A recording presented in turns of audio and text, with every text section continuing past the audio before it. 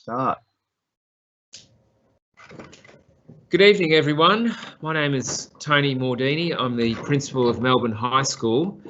And obviously, in a non-COVID time, we'd be doing this face-to-face, but unfortunately we can't.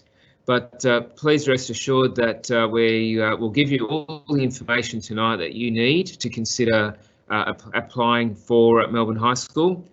We will also be recording this evening's presentation, so if you need to refer back to it, it'll be available through our school website, probably by close of business tomorrow, once we convert it onto a YouTube clip, and then we'll put it up on our website. So welcome aboard, and thank you for participating this evening. With me this evening will be two members of staff here at school, and then another member of staff just moderating from home. So you'll meet Ms. Rosemary Dixon a bit later on, and she's the school registrar. Mr. Matthew Roberts will be answering questions through the chat box. So he's our student learning coordinator who looks after Year 9s. And Mr. Paul Drew, our leading teacher in charge of learning technologies, will be on the website, we're virtually sort of monitoring things to make sure that everything goes to plan.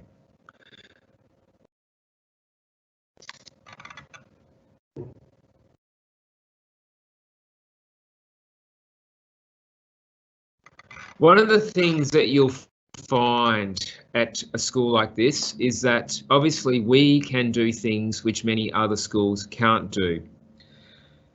Melbourne High School is the only select entry school for boys. It's one of 4 only select entry schools in Victoria.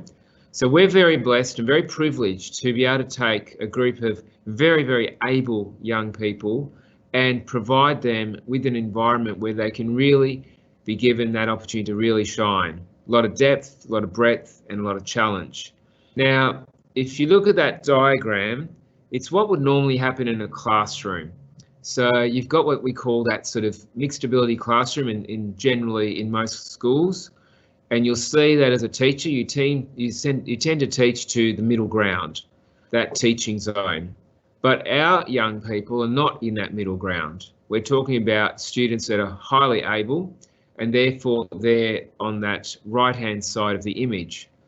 And as I note there, teachers freely admit that they find it difficult to firstly identify the gifted students or those that are highly able.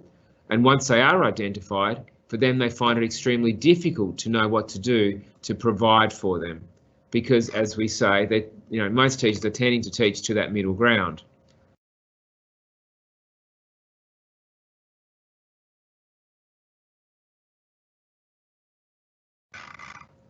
There's a bit of research around this space, and research at both the national and international level has long advocated that students who are gifted or with high academic potential have specific learning needs that require tailored learning strategies, education supported by a challenging curriculum, teachers trained in gifted education, more exposure to students of similar ability, and then those opportunities for acceleration and also depth, breadth, and challenge. Because really what we're dealing with here are the future leaders, the problem solvers, and the innovators of the future. And so they need to be in incubators, in spaces where they can be really challenged and able to excel.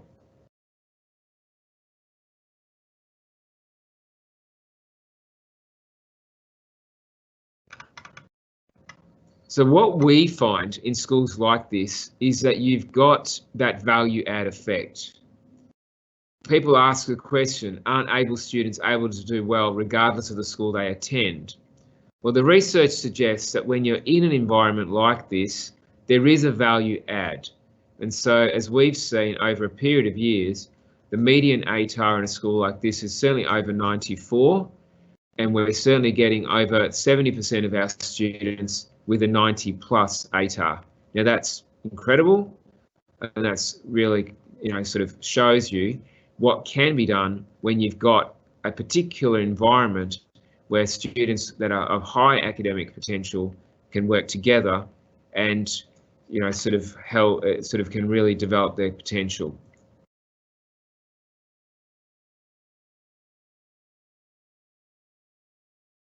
Just to give you some school statistics, this is last year. We had a median ATAR of 94.75, so obviously one of the best in the state. VCE retention of 99%, tertiary entrance of 99%, and the first or second choice course was 70%. So we've got pretty well, every child through to their VCE, and that one that didn't go through has basically chosen to have an alternative pathway. So there's no, so basically everyone that's had a go for VCE has passed it, and everybody that's applied for tertiary entrance has got a place, and most of them their first choice.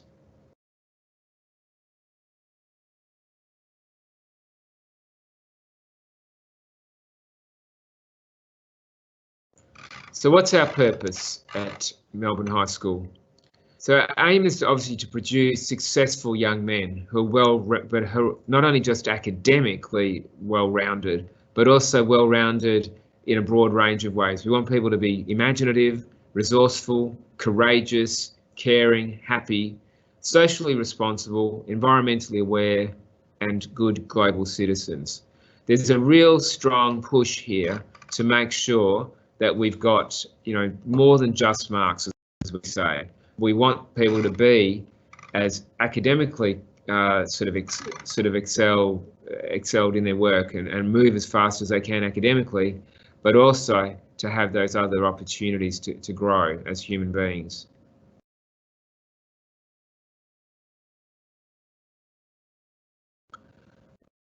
So our philosophy here is based around a statement of purpose, which we'll elaborate on shortly, but it's about a well-rounded curriculum. It's unique and it has an extensive extracurricular program. So it is unique because we can be unique because of the nature of the clientele, and we can do things that other schools can't do.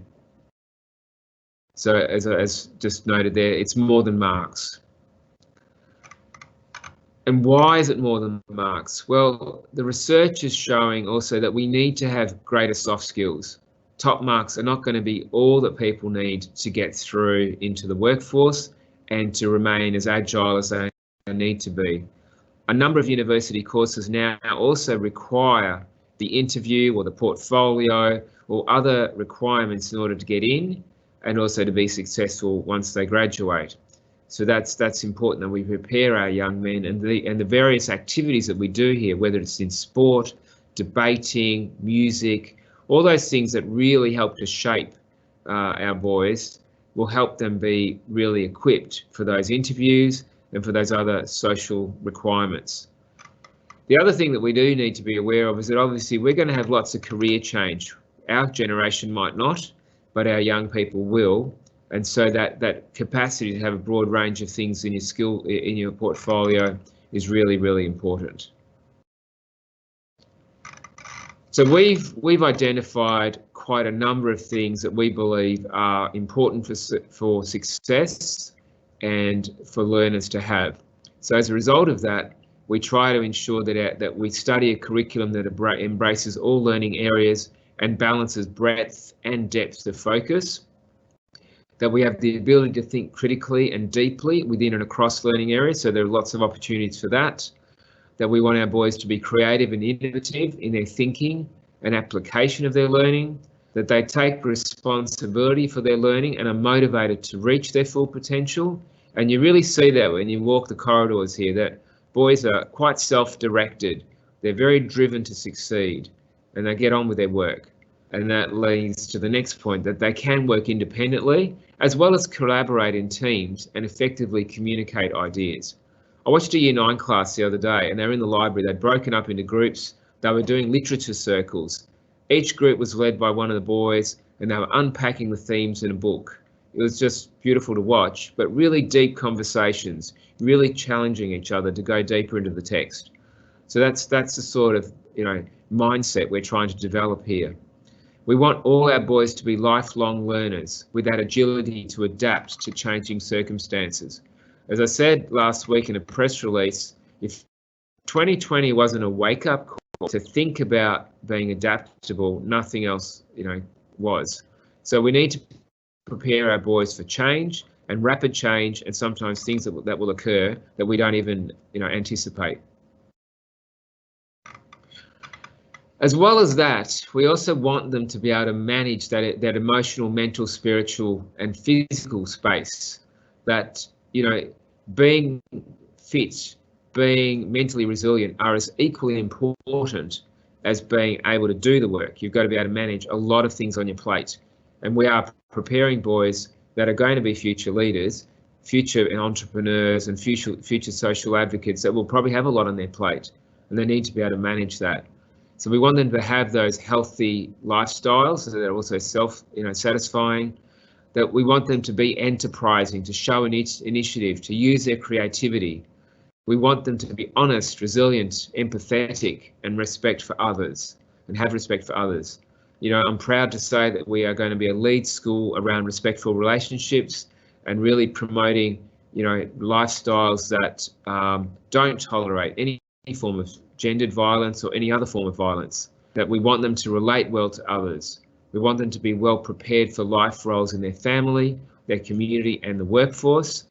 We want them to be optimistic, to make rational decisions and accept responsibility for their actions. That they're really core to what we do here, and I certainly can speak from the experience that I've had here, that boys do step up to that challenge.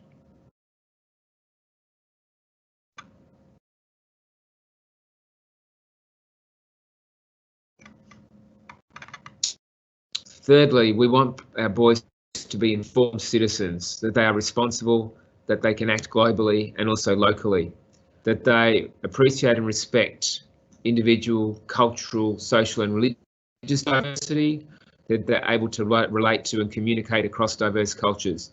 Our school is a very diverse community, boys from a variety of language groups, a variety of religious groups, a variety of cultural groups, and it really is wonderful to see that interaction and the learnings that come from that. We want them to also demonstrate a commitment to the values of democracy, equity and justice. So we place a lot of importance here on students being involved in decision making and in activities where they have a voice. We want them to develop a personal ethical understanding and act with integrity. It is really important that they act honestly and with a view to being respectful and honest in all their undertakings. We want them to have civic leadership and to practice it for the common good. And we see lots of examples here of where boys are doing things like that.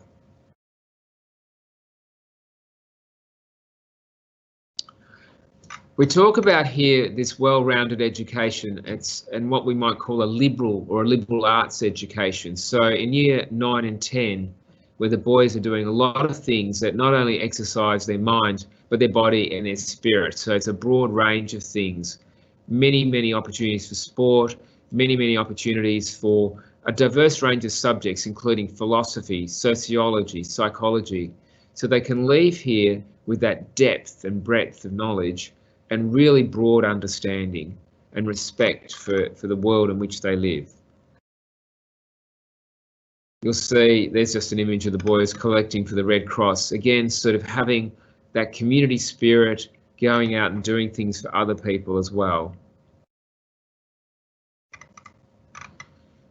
As I mentioned, it is about a unique curriculum. They're not going to get it in a general high school, but a general high school can't offer this because of the nature of the clientele and needing to have a broader clientele. Here, having a very select group of young men who are very highly capable, they can be given the privilege of a program that is much more appropriate to their needs. That greater pace, we can move through things quickly, greater depth, we can go into things more deeply, the breadth of knowledge and that challenge to really say, look, okay, let's push you harder, and they can accept that challenge. So obviously we believe that through that we can challenge every student to achieve their full potential and often beyond their perceived capabilities, because often they may not have been stretched, whereas here they're going to be stretched a lot more, and so may not even realise how far they can push themselves. And even going on camp is that opportunity to really push themselves physically and spiritually and emotionally. And then that metaphor comes back to school where they can say, well, if I push myself physically, I can push myself academically as well. Let's see how far I can go. As a phrase says, the greatest danger is not to have set your aims too high and miss, but to set your aims too low and not achieve them. So, and achieve those. So we really want people to sort of have that high bar and give it the best shot that they can. And it doesn't matter if you fail a few times, but you just keep pushing. And that's really what is done in everything that we do, whether it's on the sporting field, whether it's in a club or society, or in the classroom.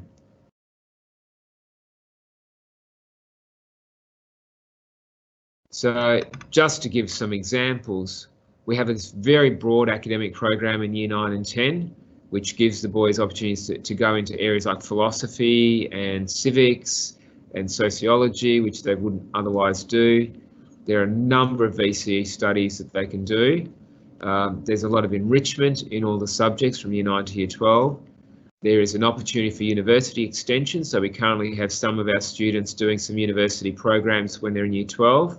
We do some joint VCE programs with MacRob and also some of our cultural activities. So, for example, the school musical, the school play.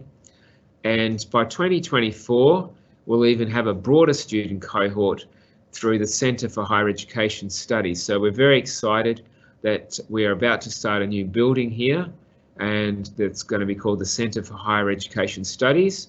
And that'll provide an opportunity for Year 12s to do Year 12 subjects as well as university first year subjects here at school, and that'll be in a collaboration with other select entry and a couple of other government schools as well. So that'll be a really rich and deep learning experience in some really exceptional learning spaces, particularly for STEM and biology and areas like that. So it'll be a great opportunity for students.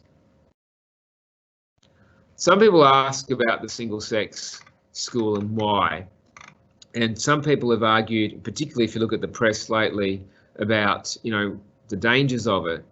But I think that what we have here, and fortunately we've not been named in the press as a school that does behave in a way that's inappropriate. Our press has actually been quite positive and quite opposite to that. I think sometimes what I see here in the short time that I've been here is that because boys are in that environment, they feel a lot safer to sometimes be involved in activities that maybe they wouldn't otherwise be involved in a co-ed environment. So a lot of boys involved in music, the arts, drama, sport, that maybe they might not have done in their previous school. It is certainly one that is very inclusive and one that pushes very hard around being respectful for boys, irrespective of what their interests are and what their leanings might be. So that's been really wonderful to see here. And you've got, as I say, boys engage in everything from cadets, football, cricket, all those traditional subjects and interests, and then you've got boys in dance, drama, and other activities as well. So it's a very inclusive space to be in.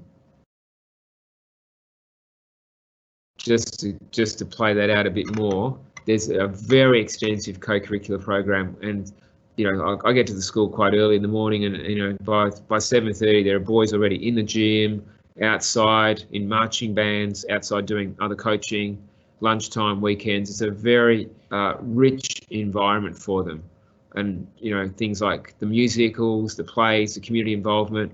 There are over 30 ensembles here, so various groups are playing all the time. Over 30 sports available to national level, over 30 clubs and societies. The cadets, there's over 100 boys involved in cadets, camps, exchanges, tours. We can't do a lot of tours right now because of the restrictions of COVID, but once those we're a bit freer to travel, there'll be a lot of interstate exchanges, and hopefully in a year or two back to some of our overseas tours as well. Millgrove in Year 9 and 10 is a really important part of the program, where every boy goes off on camp and really does some personal development and some stretching, of their experiences there. and a lot of boys are involved in leadership opportunities and training. So there are no shortage of activities that the boys can engage in, and boys are expected, to be in these activities, and it really does, for some initially a bit, can be a bit challenging, but the feedback I get is that, once they've tried a few things, that's where they build their friendships, because a lot of them have come from other schools, and I really encourage them to be involved in activities where they can make new friends this way.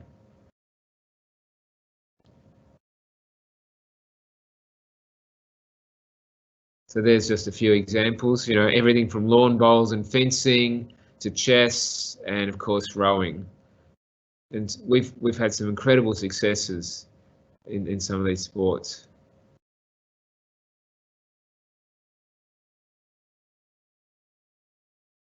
Strong traditions of music in this school, from massed singing, where every Year 9 has a singing lesson.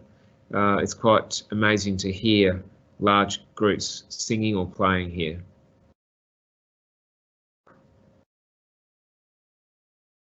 There's just an example of one of the speech nights. So as the opening slide said, we want you, really to expect the exceptional here. It's not, it's not mediocre. It's not what I stand for, and it's certainly not what we stand for. We want boys to be the best that they can be.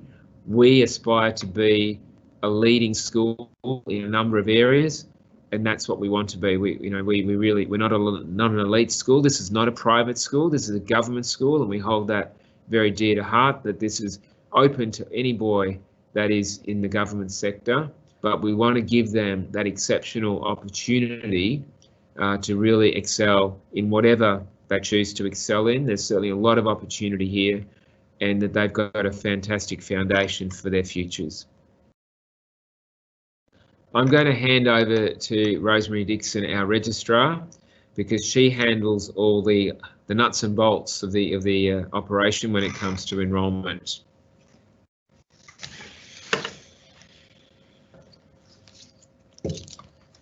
I hope that.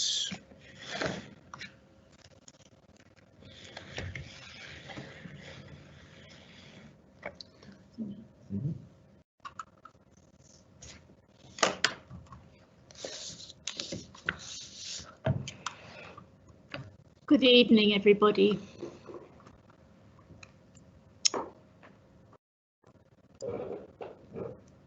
I'm going to talk about the 3 processes for entering the school at firstly Year 9, then Year 10, and then Year 11.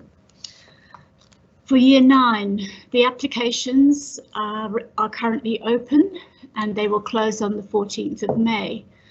To make an application, you apply to the website that's on the screen.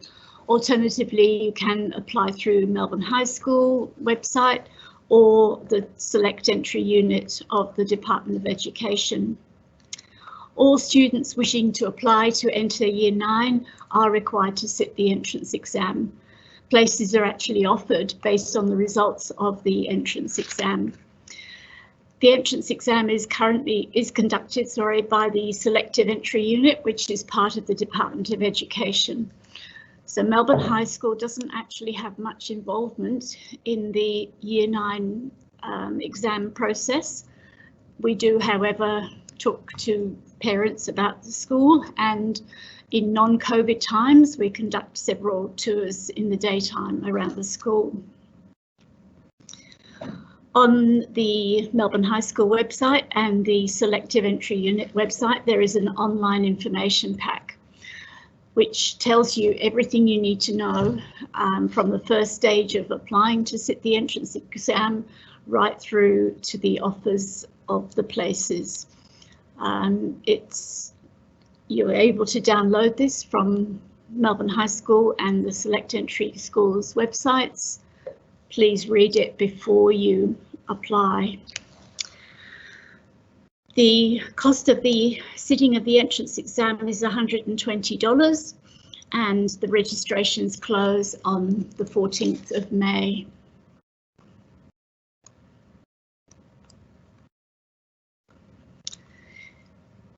We hope this year that the entrance exam will be conducted on the scheduled date, which is Saturday the 19th of June. It will be held at the Melbourne Showgrounds, which is in Epsom Road in Ascot Vale. In June, prior to the exam, an email will be sent to all parents of candidates who have registered to sit the exam.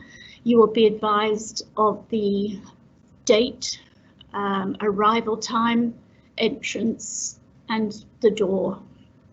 The Showgrounds is a big building, so the select entry unit will advise you which door entry your son should go to. I say that they will confirm the date. It is possible, if current COVID restrictions are still in force, that the exam may be conducted over 2 days, but we wait at this stage. You will receive an email prior to the 11th of June advising you of the arrival times, but if you haven't received this email by the 11th of June, it really is important that first you contact your junk mailbox, and then if you still haven't received the email, please contact the select entry unit by telephone or email.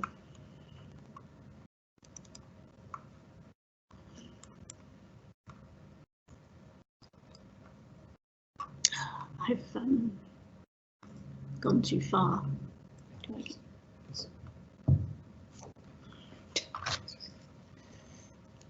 So, thank you. Sorry about that. The structure of the entrance exam. The entrance exam is a test for ability and achievement tests. It is difficult. It's designed to challenge students. The test shows reasoning skills. Reasoning skills are skills that the students start to learn when they're in prep, and they build on as they go through their school life. The examination has 5 sets of tests: verbal reasoning, reading comprehension, numerical reasoning, and mathematics. These are all multiple choice questions, and 30 minutes is allowed for each test. It's best that the students answer each question as they go through. If they don't know the answer, it's best to tick at least a box. Firstly, the student may get the answer right, and it's the best way so that you're not answering the questions in the grid out of sync. Often we find students can't answer the question, they leave it blank, and then they go to the next question, but put the answer in the question that they missed. That's very serious because you don't score any points that way. There's another test, which is an essay writing piece. The essay will either be persuasive writing or creative writing. You won't know which it is until the day of the exam.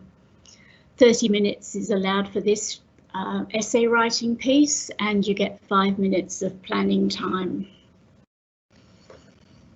There are also further information given to you about each of the tests and what they're looking to prove in the online information book. There is also a practice test on the department's website. So, how can you prepare your son?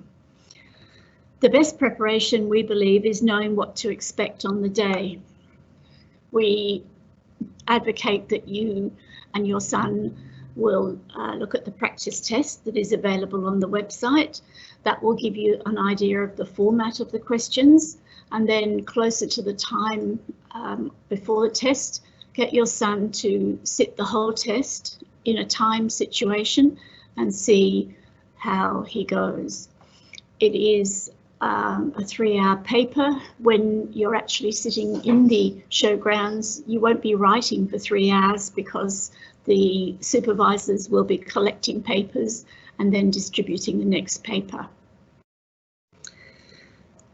You can help your son also by setting him essay topics, which he must complete in 30 minutes. It's a really good way to practice essay writing, which is weighted in the entrance exam. So practice creative writing and persuasive writing. Reading books and the newspaper or social media will also help with his writing skills. It will also help knowing the current topics that are happening in the media, day-to-day life, because that may well be the subject of a persuasive essay piece. Doing tasks to a set time is helpful. Quick answer questions are the best. The next thing is, on the day of the exam, leave plenty of time to travel. Around about 3,000 students will be sitting the test. They'll all be going to the showgrounds. The exam is held for the 4 select entry schools, so a lot of students will be applying. You may have to contend with football crowds trying to get to various venues. I actually haven't looked at the fixture yet to see what's happening on that 19th of June. The best thing is have everything ready the night before, so pencils, pencil sharpener, eraser. There's a list and the select entry unit will confirm what your son needs to take to the test. You will need to give your son proof of identity, and the best means of doing this is your son's current student card. That's got his photo and his name. The last thing is, don't get stressed and try to relax, and that's for the parents as well as the students. We get asked about coaching courses. They are expensive and there's no guarantee of success. We believe the best preparation is knowing what to expect on the day, and the best way to find that out is by looking at the practice test.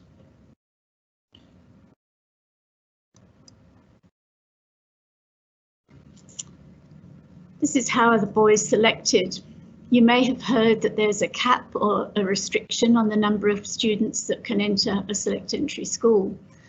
So the maximum number of students admitted to Melbourne High School, the Robertson Girls High School, Nossal High School and Suzanne Corey High School combined cannot exceed 5% of your schools in Year 8 enrolment. The example is that if there are 120 boys at a mixed school, only 6 students can be selected to attend. This means that they do have to reach a score that is above the cut-off score. The cut-off score is the score of the last student to be offered a place at one particular entry school, at select entry school, and each school has its own cut-off score.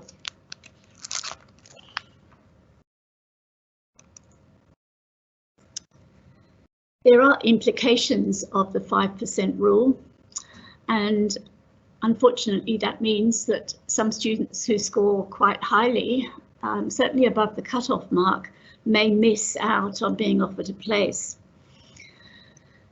Students are selected by their score order, so it is also possible that only boys or only girls are selected.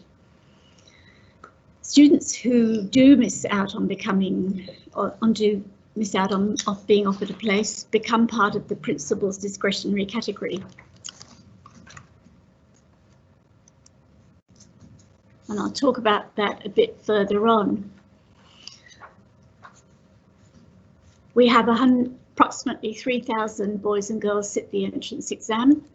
In 2022, there are 336 places available for Year 9 students. So in this situation, the cut-off mark will be determined by a combination of the 5% rule and the number of places available. Going back to the principal's discretionary category, this forms 5% of the enrolment, which means we will have 17 places available for these students. The select entry unit have a software package, and that allocates 319 places according to the 5% rule. And the last successful score then becomes the cut-off score.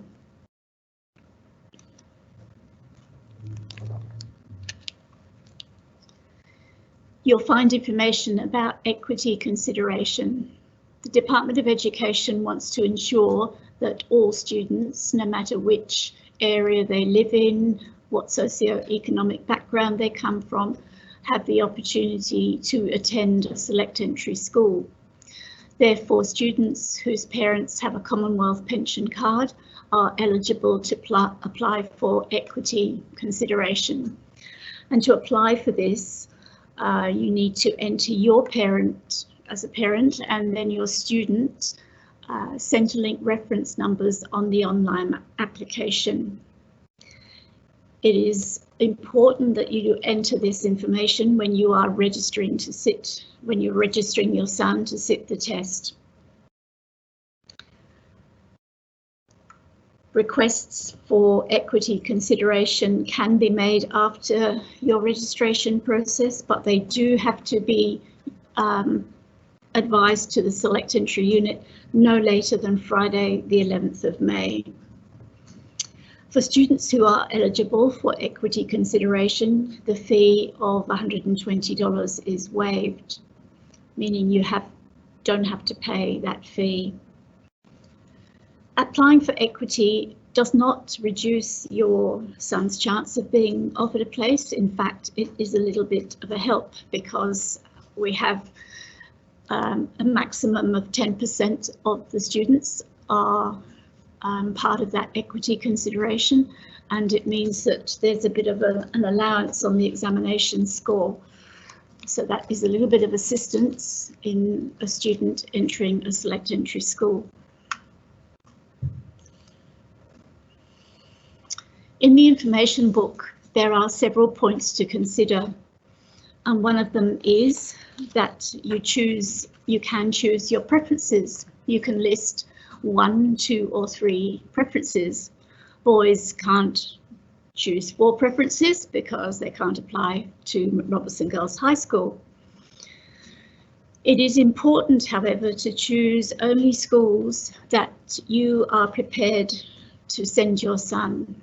It's really important to think about how your son will get to the school, how long it will take him to get there, and if you are offered a place at your son's or your second preference school, are you going to be happy for your son to attend that school? If you are offered a second preference place, it is not possible to change your place to a school that is your first choice. So please think about where you live and which schools you would like to attend.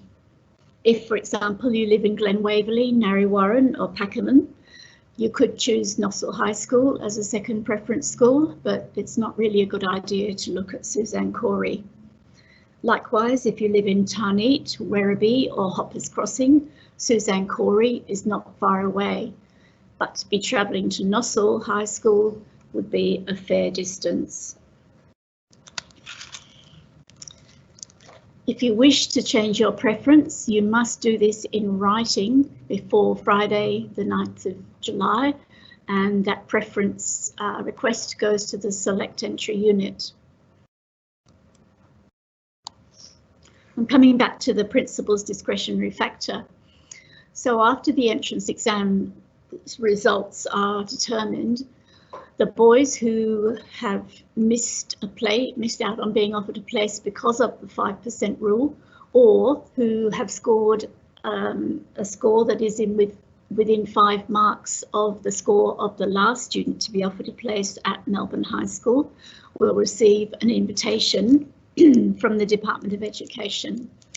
The invitation contains a link, which is the link to the Melbourne High School application form. You must apply for your principal's discretionary category place on this application form. Generally, there are between 80 to 100 students who are eligible to apply for this, these places. So it is important to talk about your co-curricular activities. You would have heard how Melbourne High School values co-curricular involvement. We all know that you will reach the academic standard because of the entrance exam process. So now we need to know how we're going to choose you. So we will look at students who are involved in music, sport, debating, performing arts, Air Force cadets, Army cadets, leadership and local community involvement.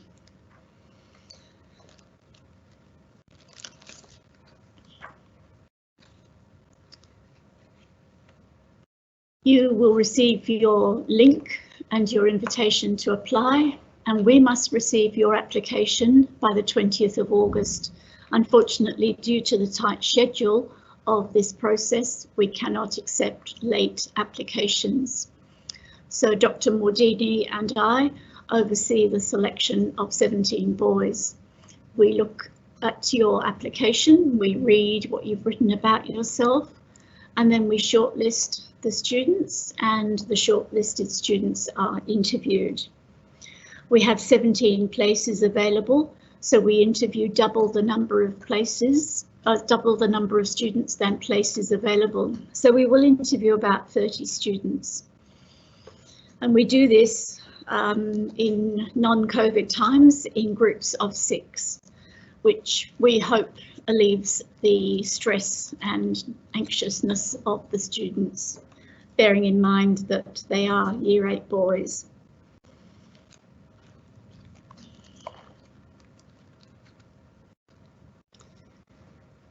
We also have a smaller intake of at least 28 students to go into Year 10 each year. This process involves a written application. We ask that the students have sit the academic assessment test, and shortlisted students have an interview.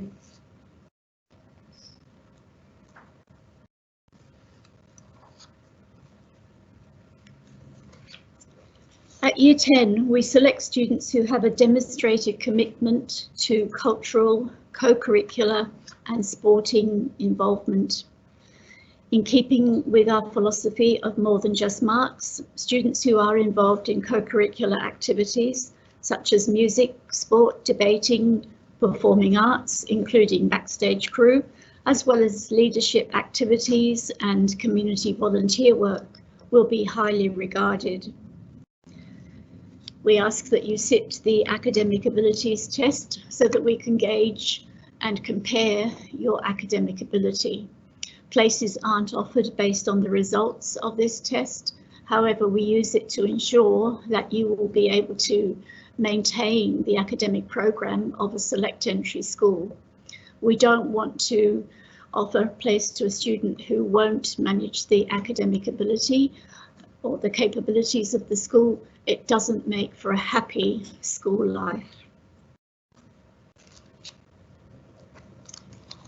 The 5% rule that applies at Year 9 does not apply at Year 10, so we can choose who we like. We do tend not to choose a lot of students from the one school. That doesn't really make us very popular.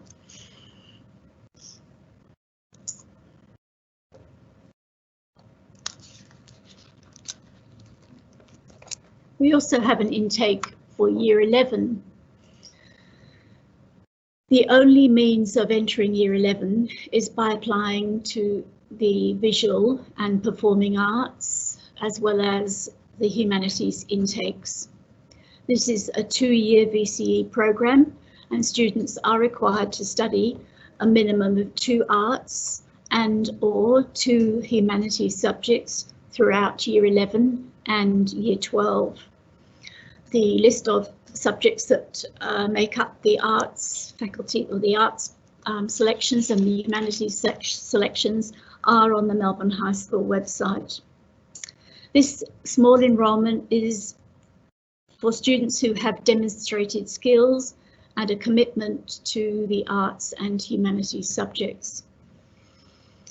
Applicants also need to demonstrate outstanding leadership skills, extensive sporting and/or musical achievements, together with their high academic achievement to enter the school.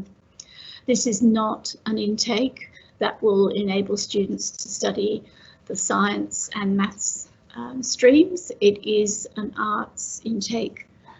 This might suit students who are wanting to study politics, economics, sociology and philosophy at tertiary level.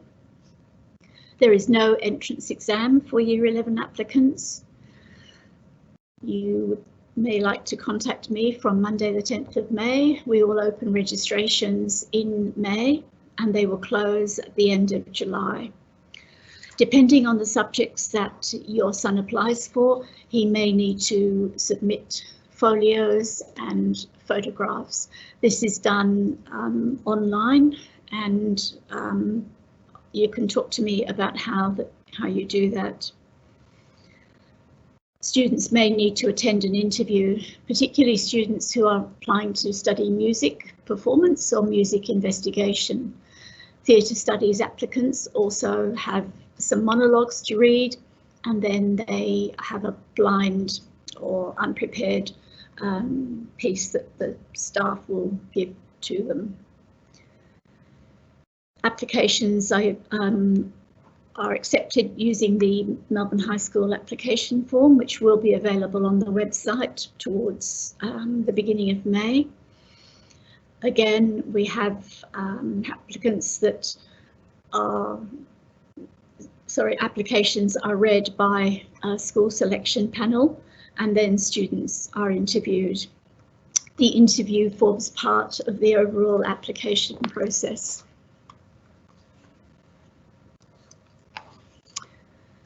School fees. Like many other schools, or most other schools, we do receive government funding. Parents also make contributions which cover subject levies and student administration charges. For years 9 and 10 students, the fees also include a 1-week stay at Millgrove, which is our own outdoor education centre in the town of Millgrove near the Warburton Mountain Ranges. For sports, as you've heard, we have a wide selection of sports, but unfortunately we can't accommodate them all on the Melbourne High School campus. Therefore, we use other facilities such as the Melbourne Sports and Aquatic Centre, Faulkner Park, Melbourne Park, and sometimes Gosh's Paddock. Other parent costs will include uniform, which is compulsory, text and e-books, stationery, and all students will need to have their own electronic device. Melbourne High School has a list of 3 recommended devices. All have the ability to write on the screen using a digital stylus pen. Those of you who are accepted will be given details about this and all the requirements that you will need in September. How do we travel to Melbourne High School? There is no zoning policy or catchment area for Melbourne High School, so this means many students travel quite substantial distances. Most of them use public transport, and some of them have journeys for up to 2 hours in the morning and afternoon, travelling by V-line trains. Public transport quickly becomes an important part of students' lives and network and friendship groups. Travelling on the train allows for a social and school-related interaction with other students, boys as well as girls. Melbourne High School old boys still talk of their train group days, the co-curricular activities and house competitions, even bursting into singing the school song sometimes. We believe that Melbourne High School will change your son's life. There won't be any compulsory Saturday morning sport. However, there is compulsory weekday sport and PE lessons. We do have co-curricular expectations. The entrance exam is not a scholarship for entry. However, there are many internal scholarships that the students can start to win towards the end of year 9. There are countless leadership opportunities. The school uniform is compulsory. It includes a blazer. This is a sign that everybody knows you have high academic ability.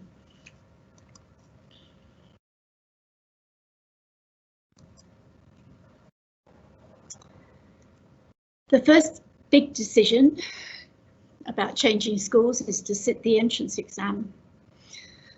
Getting into Melbourne High School will mean many exciting changes, some personal sacrifices, but much more.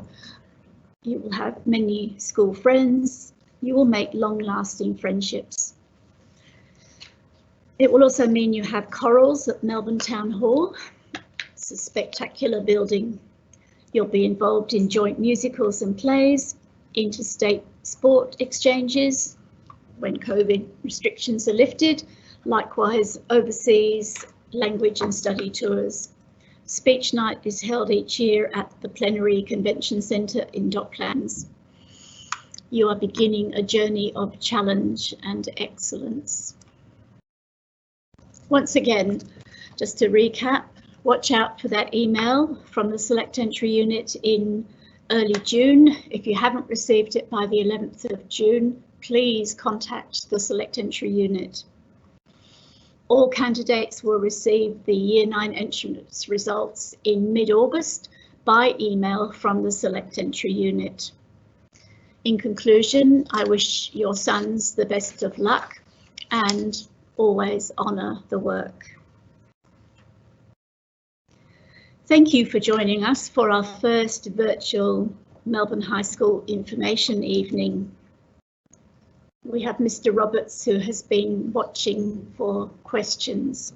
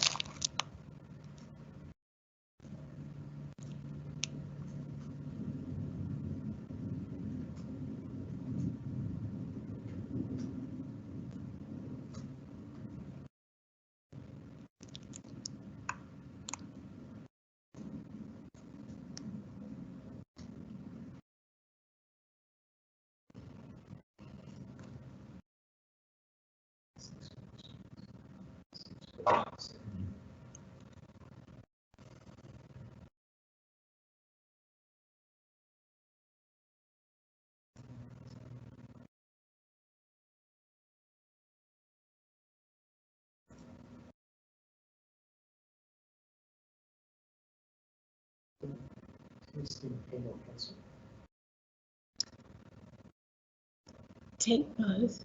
Yeah, blue lines.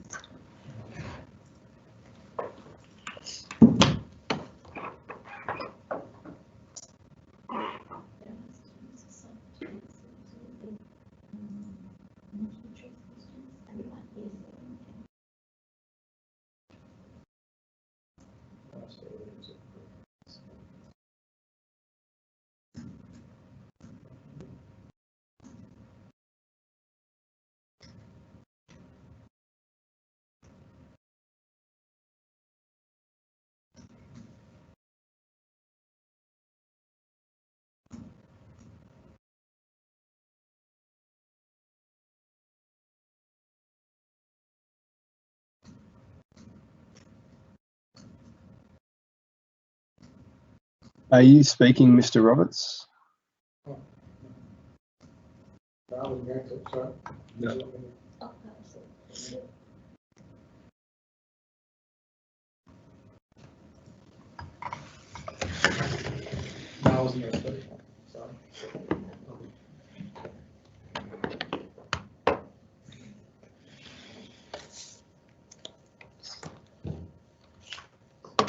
There are a few questions on the Q&A still. Are we going to finish those, or are we just going to wrap it up now? I think we can finish those off. So have you muted me? You have. You're live, Dr. Mordini. All right. So we've got a few questions. We're just finishing off, everyone, and then we'll close off. But as Ms. Dixon said, we thank you for your attendance tonight. This will go live on our website tomorrow, and there'll be that opportunity to also call us if you have any questions. We're just trying to finalise a couple of questions that we've got coming through. So we'll keep that chat line open for a couple more minutes and enable those questions to be answered.